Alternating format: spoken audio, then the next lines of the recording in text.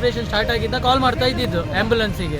ಬೆಂಗಳೂರಿಗೆ ಕನೆಕ್ಟ್ ಆಗ್ತದೆ, ಬೆಂಗಳೂರಿಂದ ವಾಪಸ್ ಗೋಕರ್ಣ ಕನೆಕ್ಟ್ ಮಾಡಿ ಆ್ಯಂಬುಲೆನ್ಸ್ ವ್ಯವಸ್ಥೆ ಮಾಡಿಕೊಡ್ತೀನಿ ಅಂತಂದ್ರೆ ಇದರಿಂದ ಗೋಕರ್ಣ ಯಾವುದೂ ಆ್ಯಂಬುಲೆನ್ಸಿಗೆ ಕನೆಕ್ಟ್ ಆಗ್ತಿಲ್ಲ.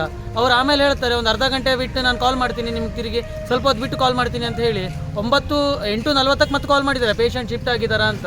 ಅದಕ್ಕೂ ಮುಂಚೆ ನಾವು ಕೇಳಿದ್ರೆ ಲಾಸ್ಟಿಗೆ ನನಗೆ, ಬೇರೆ ಯಾರಿಗೋಲ್ಲ ನನಗೆ ಹೇಳಿದ್ದು, ನೀವು ಅರ್ಜೆಂಟ್ ಇದ್ದರೆ ಬೇರೆ ಏನಾದರೂ ವ್ಯವಸ್ಥೆ ಮಾಡ್ಕೊಳ್ಳಿ, ನಿಮಗೆ ಅಲ್ಲಿ ಕನೆಕ್ಟ್ ಆಗ್ತಿಲ್ಲ ಅಂತಾರೆ. ಈ ರೀತಿ ಆದರೆ ಹೇಗೆ ಅಂತ.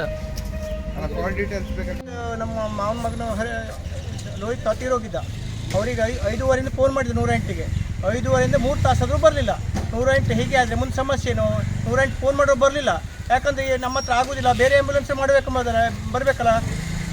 3 ತಾಸರು ಬರಲಿಲ್ಲ. ಈ ಮುಂದೆ ಆಮೇಲೆ ಕೇಳ್ತಾರೆ ಬಂತ ಕೇಳ್ತಾರೆ, ಏನು ಮಾಡ್ಬೇಕು ಸರ್ ಮುಂದೆ? ಇದಕ್ಕೆ ಹೊಣೆಗಾರರು ಯಾರು? ಒಂದೊಂದು ಇದೇ ಥರ ಆಗ್ತೊಳಿದ್ರೆ ಹೀಗೆ ನಾಳೆಗೆ ಜನರ ಸಮಸ್ಯೆ ಇದೇ ಥರ ಗೋಕರ್ಣದಲ್ಲಿ ಇದೇ ಸಮಸ್ಯೆ ಬಿಟ್ಟದೆ. ರಾತ್ರಿ ಮೇಲೆ 5 ಗಂಟೆ ಮೇಲೆ 6 ಗಂಟೆ ಮೇಲೆ ಯಾರು ಇರುವುದಿಲ್ಲ. ಕನೆಕ್ಟ್ ಆಗಿ ಮಾತಾಡಬೇಕಿದ್ರೆ ಹೇಳ್ತಾರೆ, ನಿಮ್ಗೆ ಅಷ್ಟು ಅರ್ಜೆಂಟ್ ಇದ್ರೆ ಬೇರೆ ಏನಾದರೂ ವ್ಯವಸ್ಥೆ ಮಾಡ್ಕೊಳ್ಳಿ ನೀವು ಅಂತಾರೆ. ಅದು ಹಾಗಿತ್ತು 108 ಇರೋದೇನಕ್ಕೆ? ಗೌರ್ಮೆಂಟ್ ಹಾಸ್ಪಿಟ್ಲು ಹಾಗೆ ಯಾರು ಇರುವುದಿಲ್ಲ ರಾತ್ರಿಗೆ. ಯಾಕೆ ಇರೋ ಗೌರ್ಮೆಂಟ್ ಹಾಸ್ಪಿಟಲ್ ಅಂತ ಇರೋದು ಯಾಕೆ? ಜನರ ಸೇವೆಗೆ ಆಗಲ್ಲ. ಲಕ್ಷಾಂತರ ಜನ ಬರ್ತಾರೆ, ಯಾವುದೇ ಒಂದು ವ್ಯವಸ್ಥೆ ರಾತ್ರಿಗೆ ಒಂದು ಪೇಷಂಟ್ ಬಂದ್ರೆ ಯಾರು ಇರಲಿಲ್ಲ, ಬಾಗಿಲು ಹಾಕಿರ್ತಾರೆ.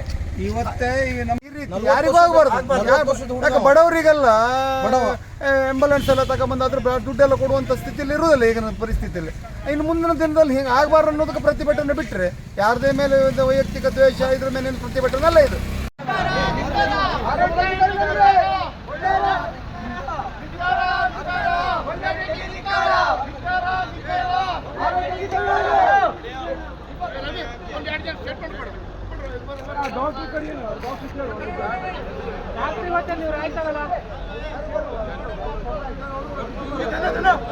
ಡಾಕ್ಟರ್